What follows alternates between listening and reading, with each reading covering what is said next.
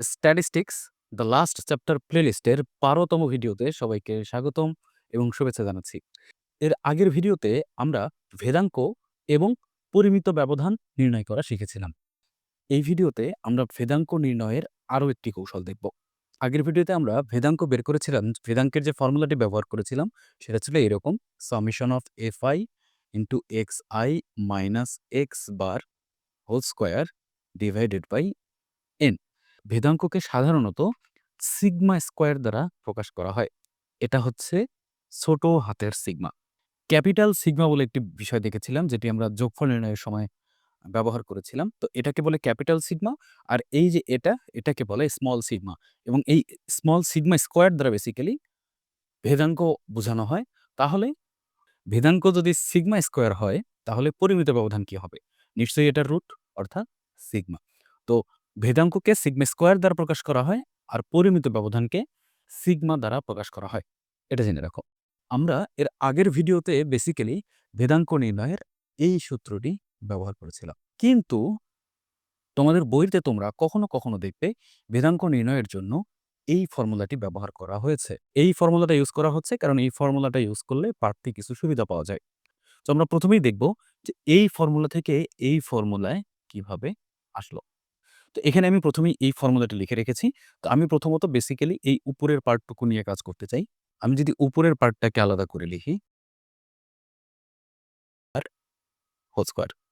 So okay, আমি প্রথমেই যেটা করব, এই xi minus x bar whole square এই পার্টটুকুকে a মাইনাস b হোল স্কয়ারের ফর্মুলায় বিস্তৃত করব।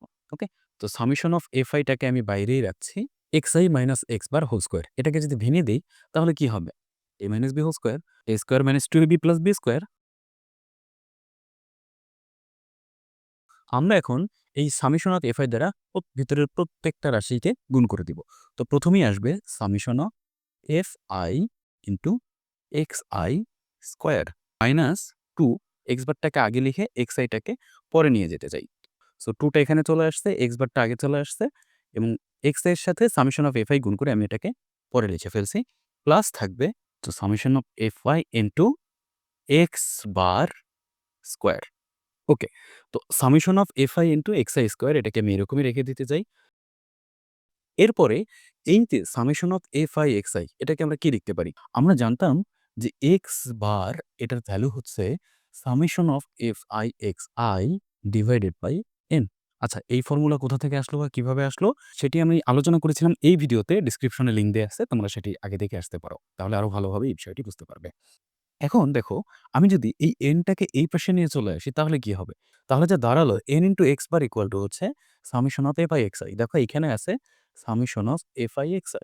তার মানে আমি এটার বদলে লিখতে পারি মাইনাস 2x বার n ইনটু x বার।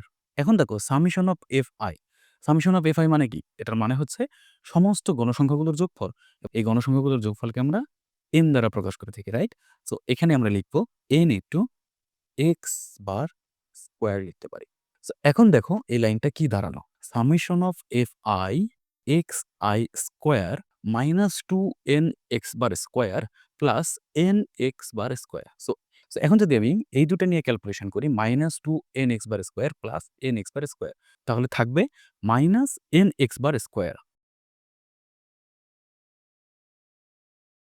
এখন এখানে দেখো ভেদাঙ্কের ফর্মুলা কিন্তু নিচে একটা n ছিল, রাইট? তাহলে আমাকে কি করতে হবে? আমাকে এখন এই রাশিটার প্রত্যেকটা রাশিকে আলাদা, আলাদাভাবে n দ্বারা ডিভাইড করতে হবে।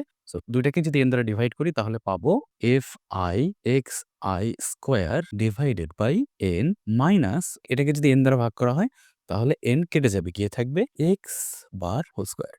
এটাই হচ্ছে বেসিক্যালি সেই ফর্মুলাটা। তবে এখানে যে x বারটা আছে, সেই x বারটাকে আমরা এই summation of fi xi divided by n এটা দ্বারা রিপ্লেস করে দিতে পারি। তাহলে যা দাঁড়াবে summation of fi xi square divided by n minus x বারের বদলে summation of fi xi divided by n whole square. তো এই ফর্মুলাটাই তোমরা তোমাদের বইয়ে বিভিন্ন সময়ে ব্যবহার করতে দেখবে। এই ফর্মুলাটা একটু কেমন জানি পেঁচানো, fi xi বারবার রিপিটেডলি আসে। তো এটাকে মনে রাখার জন্য আমি একটা সহজ উপায় অবলম্বন করি। সো দেখো, এই xi স্কয়ার তার সাথে fi গুণ করে যোগ করে এন দ্বারা ভাগ করা হয়েছে। তার মানে এটা বেসিক্যালি xi স্কয়ারের গড়, ওকে? আর এটা দেখো গড়, সেই গড়ের বর্গ। সো আমি এটাকে মনে রাখি এইভাবে, সিগমা স্কয়ার ইকুয়াল টু বর্গের গড় বিয়োগ গড়ের বর্গ। এটাই আমার কাছে মনে হয় এই ফর্মুলা মনে রাখার সবথেকে সহজ উপায়। বর্গের গড় বিয়োগ গড়ের বর্গ। আমরা এখন এই ফর্মুলাটা ব্যবহার করে একটা ম্যাথ সলভ করি। ঠিক আগের সমস্যাটা এবার আমরা আমাদের নতুন ফর্মুলা দিয়ে সলভ করব। প্রথমে আমাদের লাগবে হচ্ছে শ্রেণী মধ্যমান বা xi। এরপর আমরা কি করব? এরপর আমরা গড় বের করার জন্য fi xi বের করব। এরপর আমরা আমাদের ফর্মুলার প্রথম যে পার্টটুকু ছিল fi ইনটু xi স্কয়ারটা বের করে ফেলব। xi স্কয়ারের সাথে fi গুণ করে ফেলবো। ওকে? সো তার মানে হচ্ছে আমি এই ১৫ কে স্কয়ার করে ফেলবো। করে সেটার সাথে এই ৪ দ্বারা গুণ করে ফেলবো। ৯০০। ওকে? সো এইভাবে যদি আমরা বাকি সেলগুলো ফিল আপ করে ফেলি, সো আমরা যদি মোট করে ফেলি সামেশন অফ fi xi, এটা টোটাল হচ্ছে ৭৮৫। আর এটার যদি টোটাল করে ফেলি তাহলে আসতেছে, এটা আসবে 27025। এখন যদি আমরা ফর্মুলাটা ব্যবহার করে ফেলি, ফর্মুলা আসবে এই ভ্যালুটা কত? এই ভ্যালুটা আমরা জানি 27025। 27025 divided by 25 minus 785 divided by 25, এটার স্কোয়ার 95.04। সো এটাকে আমরা সিগমা স্কয়ার দিয়েও ডিনোট করতে পারি। আর এটার যদি রুট করে ফেলি তাহলে আমরা পাবো পরিমিত ব্যবধান। পরিমিত ব্যবধানকে আমরা সিগমা দ্বারা লিখি। তো সিগমা ইজ ইকুয়াল টু, আশা করি ইতিমধ্যেই তোমরা বুঝতে পারছো যে এই ফর্মুলাটা ব্যবহার করার সুবিধাটা আসলে কি। আমি যখন আগের ফর্মুলাটা ব্যবহার করে পরিমিত ব্যবধান বের করছি তখন তোমরা দেখবা এখানে অনেকগুলো কলাম ছিল। আমাকে xi মাইনাস x বার ক্যালকুলেট করতে হয়েছে। তারপর সেগুলোর বর্গের সাথে আবার fi গুণ করতে হয়েছে। এখানে দেখো ওই বিয়োগ করার ঝামেলাটা নাই। এই জাস্ট ভ্যালুগুলোকে বর্গ করে fi এর সাথে গুণ করে ফর্মুলায় ফেললেই সরাসরি চলে আসে। এই ফর্মুলাটা ব্যবহার করা তুলনামূলক সহজ এবং খুব সহজেই আমরা ভেদাঙ্কের মান বের করে নিয়ে আসতে পারি। সো আশা করি তোমরা বুঝতে পারছো। পরবর্তী ভিডিও দেখার আমন্ত্রণ জানিয়ে এখানে শেষ করছি। ধন্যবাদ সবাইকে।